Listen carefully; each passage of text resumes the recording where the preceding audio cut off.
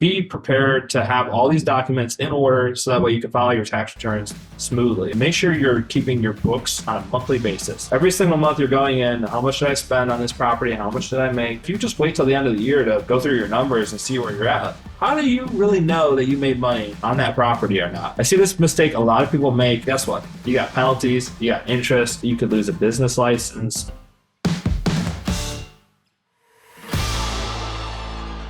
Welcome back, everyone, to the Learn Like a CPA show. I'm your host, Ryan Bakey, and today we're going to be talking about getting ready for tax time. How do you get ready for tax time? Like, what's the process look like? All these documents I got to send in. Here we go again. It's the end of the year. I got to do all this again. Well, let me help you make it a little bit easier, okay? So I'll first start off by saying you shouldn't have to get ready, point blank enough. You should be knowing before the year's even over, the previous year's even over, what you expect to owe or get back when you go to file your tax return. That's through tax planning. So if you're not sure about that, make sure you go back to one of the previous episodes I talked about tax planning versus tax preparation, because you shouldn't really have to get ready. Like, there should be no getting ready. You should already be ready. I see this mistake a lot of people make where they push off taxes because it's taboo and it's hard to talk about, blah, blah, blah, blah, blah. And then they file late. You file late, guess what? You got penalties, you got interest, you could lose a business license. I've seen people not qualify for a house because they haven't filed their tax returns. This is not a scare tactic or fear-based, whatever, anything, but you could lose a lot of stuff if you don't file your tax return. So how exactly do you get ready for tax time? Don't get ready. Get ready so you don't have to get ready is what I say. Like, be prepared to have all these documents in order so that way you can file your tax returns smoothly, right? So one of the things before the year's even over is make sure you're keeping your books on a monthly basis. Every single month you're going in, how much did I spend on this property? How much did I make? Totaling everything up. So that way you actually know where you stand business and rental profit wise, right? If you just wait till the end of the year to go through your numbers and see where you're at, how do you really know that you made money on that property or not if you're not keeping score, right? That's why we keep score at football games, right? How do you know who wins? You keep score. What gets measured can be improved upon, right? What you keep track of, you can improve on. And if you're not keeping track of all that profitability information, not only is it going to make tax time really hard, but how can you make decisions about your business or your rental properties if you don't know your numbers? So let's start this off. So kind of going through this document here, and luckily enough for you, you will get access to this PDF or whatever I decide to do with it, Word document. So that way you can mark off on your list everything that you might need to help prepare your tax return. Now, I will say that this is not going to be all inclusive depending on your situation. You might have some other documents in here, but this is going to help get you 95% of the way to filing your tax return. Here's all the documents that you're going to need. So first, starting off with the general documents, going through this, you're going to need your prior year individual tax returns and business returns. So if you were filing taxes in 2023, you're going to need your 2022 tax returns. And the reason why is because there's so much information that's on your previous tax return that we need to know, especially if you're switching accountants or switching CPAs, because we might talk to clients throughout the year and we might have a good understanding of their situation, but what we really understand is their previous year's tax return. That's where I'm normally able to say, oh, do you have a taxable brokerage account or not? Or did you contribute to a 529 last year, but you didn't this year? We got to make sure you contribute to that. Or that's a good way to know if somebody sold rental properties. So having the prior year individual tax return and your prior year business tax returns is going to be one of the most important documents that you can supply to your accountant. Again, especially if you're switching over to a new CPA. We won't even do tax returns for people unless they have their previous years already done. IDs, like a driver's license. So in most states, when you file a tax return with the tax preparer, the IRS is very serious about identity theft or identity fraud, whatever you want to call it. So a lot of times we have to verify your ID or look at your ID to make sure that you are you. We have to put that in our software. You might have some healthcare documents. So if you are employed by a company, you're probably going to get what's called the 1095-C, 1095-C, or 1095-B. That's going to be issued by, you're going to get that in the mail. It's going to have you, your family, social security numbers, what type of health insurance you have on that form. Now, the key with this is understanding that after Obama, pre-Obama, you used to have a penalty if you didn't have health care on a federal level. They since took that away now, but there are certain states where if you do not have the healthcare, you actually pay more in taxes, like in California, I believe, Pennsylvania, maybe New Jersey also too. I can't remember off the top of my head. But having those healthcare documents, you're going to need them anyway. Next up is your W-2s. So when you get a W-2 from an employer, typically these are going to be due by January 31st. It's going to have how much you made, how much you paid in federal tax, how much you paid how much you contribute to 401k, etc. So that W-2 is going to have a lot of your information on there. The one thing that you really want to check for these W-2s is your withholding. So if you owe money come tax time, it's probably because you didn't withhold enough on your W-2. And let me give you an example where I see this all the time. So I either see this in married couples where maybe they're both spouses are working a W-2. If you do not let the other company know that your spouse is also working a W-2, well, that company is going to have your tax rate super low because they think that that's your only income for the household. So if you're a multi-income household, your companies have to know about each other, and you have to reflect that on your pay statement. You have to notify them that you have an additional household income, so that way they withhold the right amount of taxes for you. Or I just had this come up where a lot of doctors or nurses, sometimes they'll work multiple W-2s. They might have 2 or 3 W-2s. Maybe you're a doctor by day and then you teach at night or whatever it is. But if you do not let the companies know about each other, and I don't say know about each other in the fact that you don't want a company to know that you're employed somewhere else. Maybe it is, but if you don't mark on that form that you get when you sign up for a company that you have another income source, they're not gonna withhold enough money on your earnings, and so that's why you're gonna most likely most high income earners, whether they're tech, doctors, lawyers, high income earners, typically they under withhold on their taxes, and so that's why they end up owing money.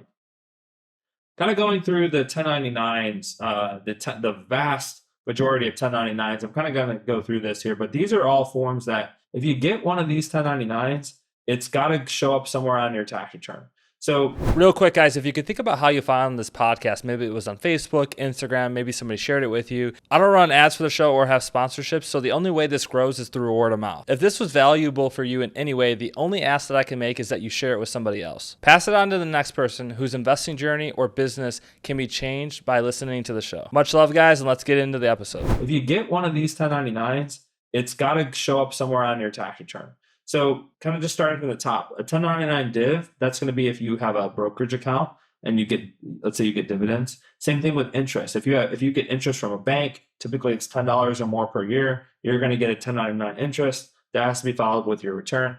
1099 miscellaneous, you don't really see these too much anymore because they're called 1099 NECs if they're contractors. But if you are self-employed or if you get a 1099 from somebody, you're going to get a 1099 NEC for a non-employee compensation. We're going to have 1099s for Social Security. Again, 1099s for healthcare documents. You're going to get a 1099G. What is a G? Is that no? That's not gambling. 1099K. Let's talk about that a little bit. So 1099K is that form that you're going to get from Airbnb, PayPal. You're going to get that from any sort of credit card or payment processor.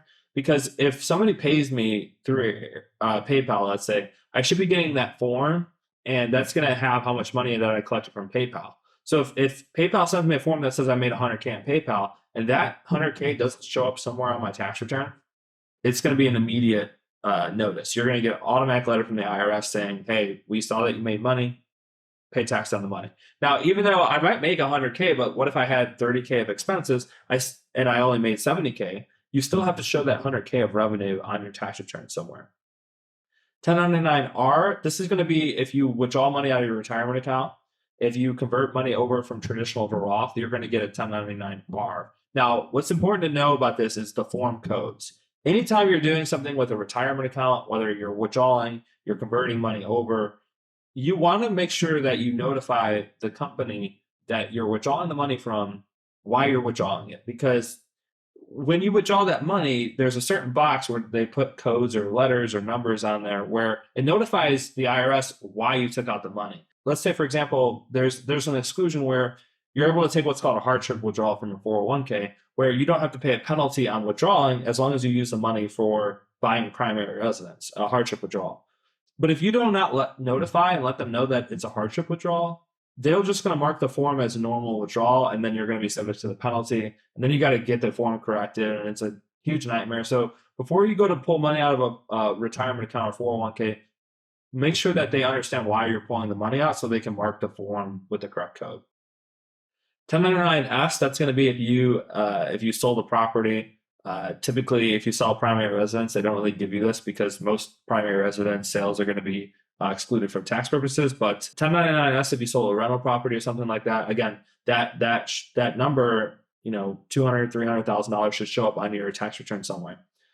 K1s, if you get a K1, like let's say you're a partner in a partnership or you're in a syndication, you should be getting K1s from them. Typically, you're going to get those by March 15th. Hopefully, that's when the partnership deadline is due. So you normally get those K1s about March 15th, so that way you can file them with your personal tax return on April 15th. Kind of moving over, and this is going to be itemized deductions. So not everybody qualifies to take these deductions. You really have to, what it comes down to is you really have to pay a lot of money in mortgage interest in order to actually do what's called itemized deductions.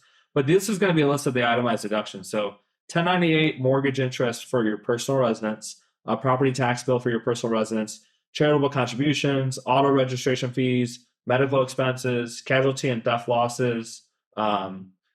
Those are going to be itemized deductions on your Schedule A. And adjustments. Adjustments are deductions against your gross income. So you might have student loan interest.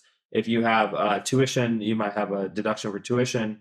If you paid alimony on a divorce that was finalized 2018 or earlier, educator expenses, health savings accounts, IRAs, moving expenses are deductible if you're active duty military only. You're not able to deduct costs to move if you're not in the military. Crypto, you might have crypto, so you should be getting a statement. Typically, it's called a 1099-B for cryptocurrency. Now, this is where it gets interesting. So this is going to be for the business owners, real estate investors, entrepreneurs, etc. This is how your income is going to show up. So if you're a sole proprietor, so let's say I go out and I decide I'm going to walk dogs. Okay, that's going to be my business, or a lemonade stand, or whatever, basic business. I go and I'm going to have what's called a Schedule C. So if I'm a self-employed, what I really need to have is I need to have my profit and loss statement that shows how much revenue I made, how much expenses I had, and what is my overall net profit, right? I'm going to have those 1099s from that Schedule C. So when people pay me as a contractor, I should be getting 1099 for that payment. I might have an EIN letter, or I might have an EIN for that Schedule C business. So you can go on the IRS website, look up sole proprietor EIN, file that so that way you don't have to give your social security number to all these people. You can give them your government identification number. And a mileage log. If you're self-employed and you're driving a car for business, make sure that you're claiming the vehicle deduction. Make sure you have a mileage log. Now, when you have an LLC. Hey guys, just wanted to interrupt the podcast today to let you know about my Facebook group, Tax Strategies for Real Estate Investors. We have over 6,300 real estate investors in the community actively engaging every single day. You're going to learn all my top tips. You're going to get to network with other professionals, and you're going to get to see all the past recordings and all the past posts in that Facebook group. So make sure you join today. It's going to be linked in the podcast below. And now back to the show. Now, when you have an LLC, non-rental property related, this is where it kind of gets a little complicated, because if you're incorporated and you're filing a separate tax return, like you're filing a partnership return or an S corporation or a single member LLC, here's all the forms that you should have within your business. So you're going to have the articles of organization, which is going to be your LLC documents whenever you form the LLC. When you form an LLC, you're going to have an EIN number. You're going to have that same profit and loss statement. You're probably going to have a balance sheet for your property. Again, you're going to have those 1099s. And then if you are an S corporation, odds are you're running payroll. So you should have your payroll documents ready when you go to file your tax return. Now, going into short-term rentals and long-term rentals, these are going to be very similar here. But if you own short-term rentals, for example, something that you want to have prepared or ready to go is the appraisal of the property. So when you buy a property, you normally get a loan on it. The bank's going to require an appraisal. You want to have that. You're going to have, if you did a 1031 exchange to buy a property, you're going to have some 1031 exchange paperwork. You might pay mortgage interest on that short-term rental. You're going to get a 1098 for the mortgage interest. You're going to get a 1099K from Airbnb and Vrbo if you meet the requirements. When you close on a property, you're going to have a closing disclosure or a settlement statement That's going to give us all the details about, your interest rate. It's going to tell us what your loan costs were, what costs are deductible, who you bought it from, when did you buy it, et cetera. That's going to be on the closing disclosure or the settlement statement. You might have done a cost segregation report. So if you did cost seg report, cost seg study, you should have that readily available. You might have a property tax bill. So property taxes for rental properties are tax deductible. So make sure you have, a property tax bill. Again, profit and loss statement for your rental property should be done for all your rental properties. So that way you can go to file tax returns and assess your profitability on those properties. EIN information, LLC information, if you have an LLC that owns the rentals. And then lastly, what I want to say about real estate is, if you are one of the people, most of our clients do this, but if you're somebody that wants to use the losses from your real estate to help offset your active or earned income from a W-2 or your business, you're going to need what's called a material participation time log. So that material participation time log is going to be a tracker of all the hours that you spend on your rental properties, by the way.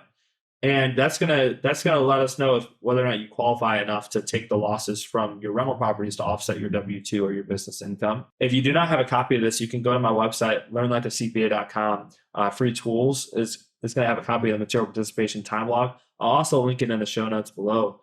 But we actually, at our firm, we require clients to have time logs before we submit their tax return. So if you can't submit us a time log proving that you qualify to take the losses against your income, we just won't file your tax return that way. So this is an all-inclusive list. Again, it's going to have pretty much every single document in here is what you're going to need come tax time when you're going to get ready to file. This is everything that you're going to need. I'm going to have this document. You're going to be able to download this.